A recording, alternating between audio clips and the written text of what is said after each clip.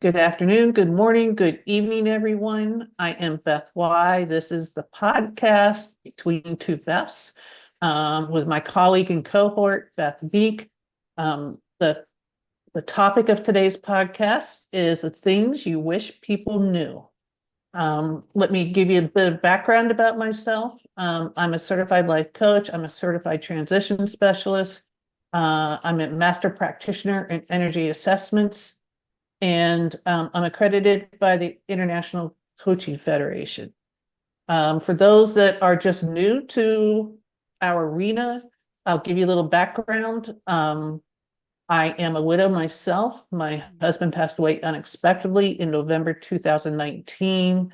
He actually passed away on my birthday. A couple months later, the world shut down due to COVID.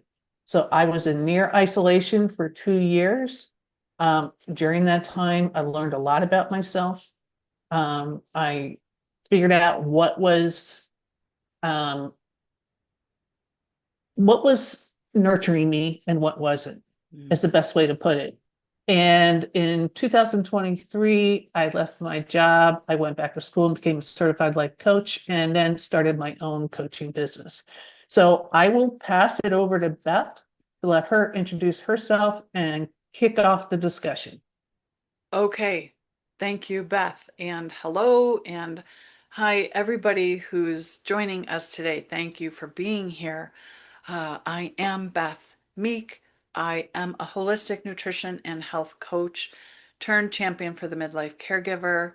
Um, the woman who is running on empty, taking care of everybody else, and who doesn't seem to make her own priority list.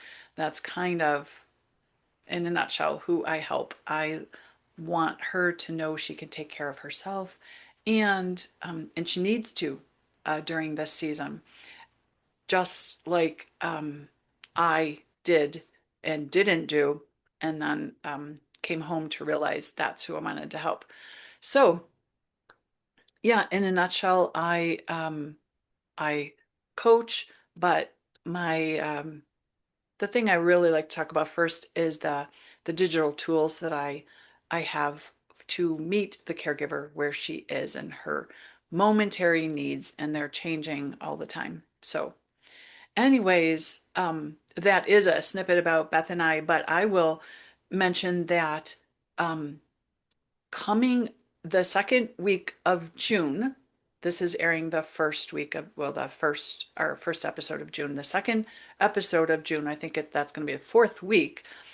I am telling my story. And so you can hear more about that coming up. But Beth, my cohort and colleague, shared her story the end of May. So if anybody listening, either side of ours,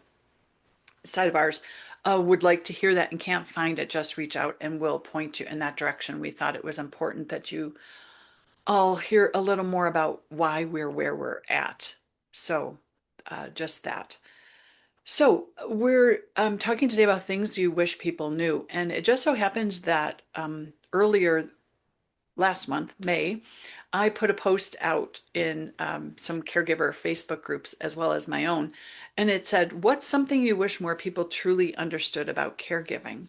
And as you might imagine or might not, um, the comments exploded because there so many people, so many caregivers want others to know more about what they're really dealing with. Um, and so, what I decided to do today is share some of their words as well. So I'm taking some of the main things that stuck out to me that they said that they wanted people to know.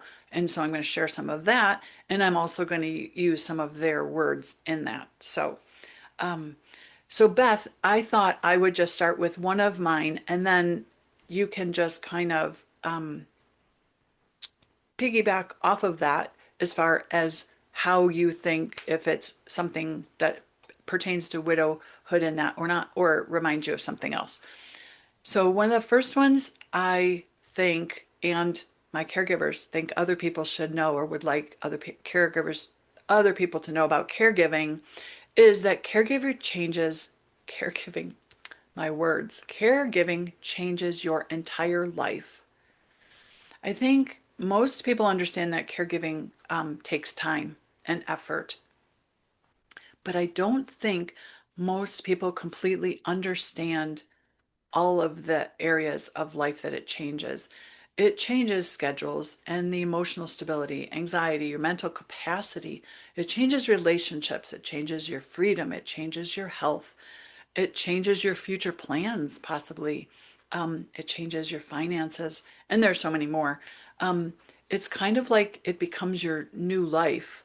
One of the caregivers in my comment described it as her story was rewritten.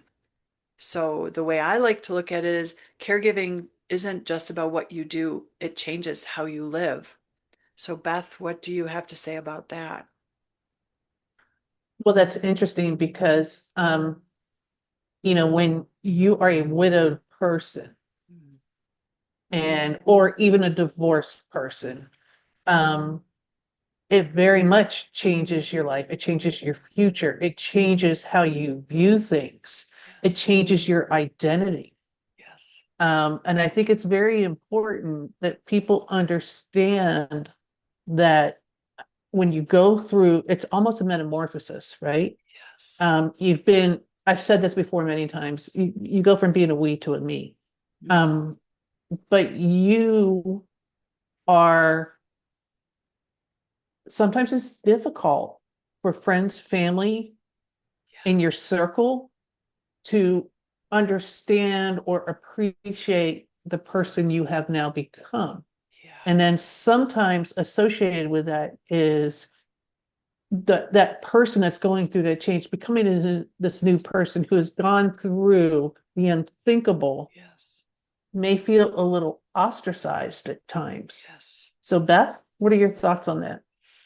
Well, the ostracized definitely fits in that isolation feeling that caregiving can bring. It is very true that it's probably not that you're really wanting it to isolate you or ostracize you at all, right? It's that there's so many changes that have occurred for you. Um, it's similar in caregiving that so often friends and sometimes family even kind of drift away because Yeah. they don't know what to say. And I'm sure you find this and have found this. They Oh, they yeah. don't know what to say. They don't want to bother you. They think, you're on this journey and in caregiving you're busy and you are and maybe in widowhood they're thinking maybe she needs time. And they're uncomfortable. What Yeah. is going on for you in either of our cases is uncomfortable for them. So I too encourage caregivers to reach out to these people. Sometimes maybe it's only one or two that you really want to stay connected with, or you really know that would speak into your life in the way you need it right now. Don't reach out to these people that are just going to be critical or judgmental, aren't going to be listening to you. Reach out and say, hey, just wanted to say hi today, thinking about you. It's not going to bother me if you text me back, or would love to know how you're doing, or something like that, because sometimes that person on the outside just needs that open door to be able to do that. Yeah, I wholeheartedly agree. One of the topics of a previous episode we did was loneliness versus being alone, and the Yes, difference between the two. So you can be alone and be okay, yes, but you can be surrounded by people yeah, and still be lonely that's right. because it's a journey that they don't necessarily understand. And this is true of caregiving, and this is true of widowhood. Um, Absolutely. it's not intentional, they just don't know how to address it. Yeah. So, as Beth said, when you're in that moment and you are lonely versus being alone, Mhm. find those people that you want to connect with and reach out. And it's okay to be a little bit vulnerable and say, look, I need your support right now, and that's what this looks like. If you can do that, I appreciate it. Or maybe we can schedule a time.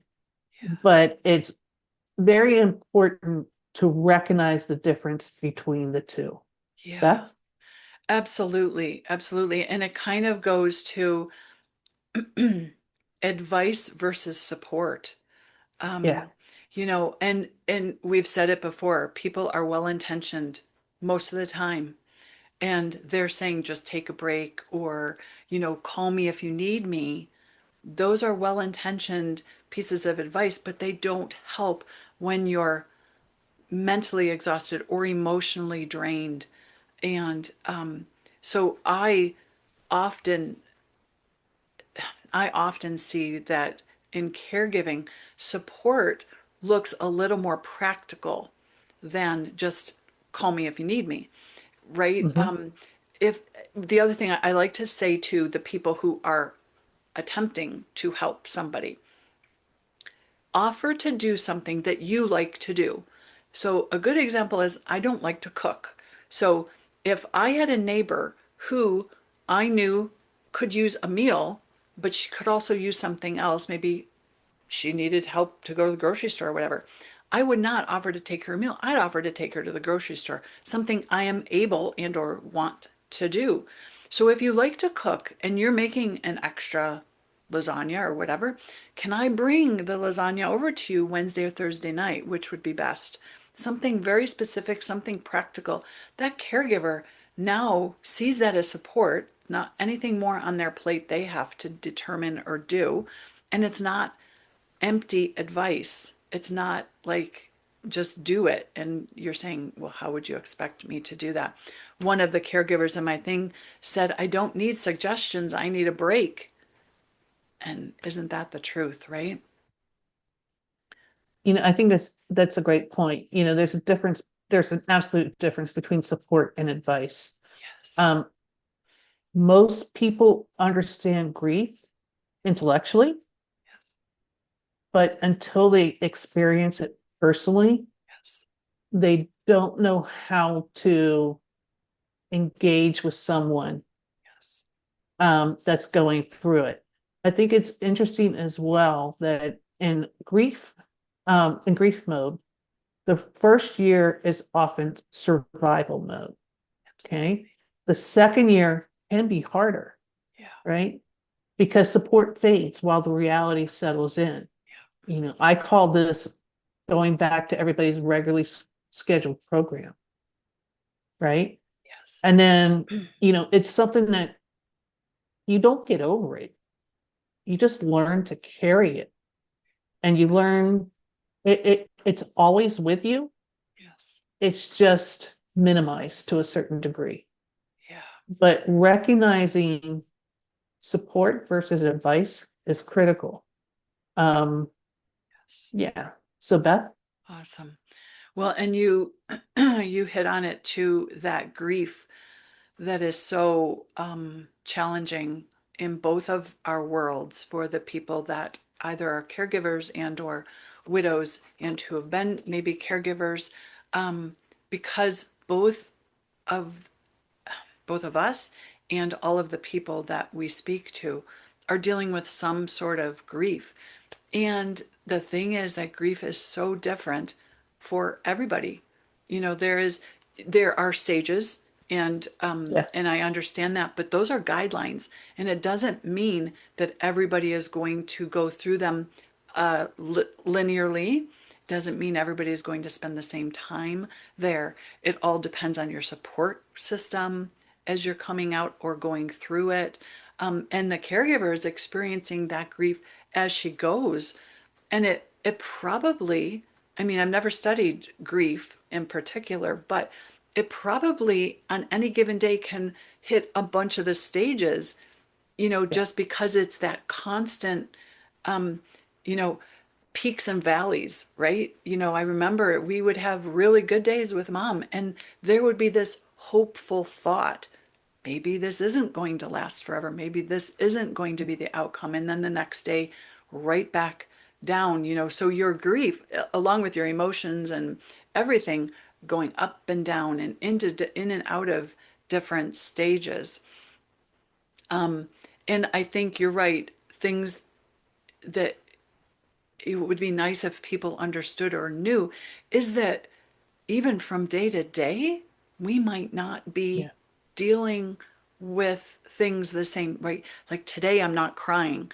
And for a guy, especially like a husband, he might be really happy to see that. And then the next day, he might not have any idea how to handle you because you're flowing again. Yeah. So, yeah, it just is different all the time. It's changing all the time. Yeah. And, Beth and I have talked about this in past episodes, the, trigger days or Yes, trigger seasons. yes, Um, that's when you start seeing, as Beth, said, the different, you might hit the different for all the yeah, stages of grief. So, but what I would like people to know, though, as a widow myself, is that, I've become this new person mm. and it's not all bad, Oh, right? it's not bad. Um, I've done things I never thought I could do. Yes, you have. Um, my grief revealed a resilience I didn't know I possessed. Mm. And it's been about 6.5 years. Yeah. Um, I'm traveling the world. I'm writing a book. I went back to school. Yes. I built a house by myself. Um, strength comes in all shapes and sizes. Yeah. And it doesn't necessarily mean the absence of pain. No. As I said before, it's been a while. I mean, that grief will always be there. There will always be those triggers, but yeah, it does get better over time. It changes shape. It Yes. it loses its firm grip on you, which isn't to say it goes away. There's a difference. That's right. And, on those days where it takes hold again, Yeah. remember that courage simply means getting through the day, Yeah. however you do that. That's So, right. Beth, your thoughts? Well, first of all, I want to say how proud I am of you for coming through this. For our watchers and listeners, Beth and I did not know each other during our seasons. We've recently met. So, what we've learned about each other's life and experience has been afterwards. So, I am very proud of you, Beth, for where you've come. Thank you. And you have come a long way. And who you are isn't wrong. It's just different now that your Yeah. husband, you are a me and not a we, like you like to say. Um, where caregiving is concerned, I think my main thing that I would want people to understand is that caregivers need care as well. Yeah. And often that has to come from themselves. So offering the breaks and the help gives them the opportunity to take care of themselves. And that behind every person receiving care, when we're out in the grocery store and we see someone receiving care, or we go to a nursing home or whatever, and we see someone receiving care, there's often someone quietly giving it. Yeah. So, yeah, remembering that there's that person's not taking care of themselves. There's someone is there who maybe could use some support. So that's kind of where I would end. So I will just add one thing to that. Please do. And that is, for those behind the scenes Hmm. providing care to the caregiver, Yeah, let's give a shout out to those unsung heroes helping the rest of us through the day. absolutely. Um, because it's not an easy job. Mm. It's not one that's readily recognized. And so I think to give voice Yeah, to what they're doing and credit yes. and let them know that they are appreciated. So, Yes, and that's for the people going through widowhood as well, that support system behind you. And absolutely. it's not an easy job. Yeah. and it's a volunteer job Yes. most times. Yes. So, Sides. yeah, so thank you to all of you. So we are Between Two Beths. As Beth said, we weren't around in each other's season. We actually met through a group and kind of decided to collaborate. Um, as we said before, we don't script these sessions. We may have notes, but we don't script them. We want them to be conversational. Yes. Neither one of us advertise in the traditional sense of advertising, so we appreciate any word of mouth. You can find me at beyondcoachingbybeth.com, and Beth, they can find you. At www.bethmeekcoach.com. Okay, so I'll put my disclaimer out there. I try to remember to do this each and every time. Um, Beth and I are coaches. We are not therapists. We are not counselors. Therapists and counselors deal with trauma and they deal with the past.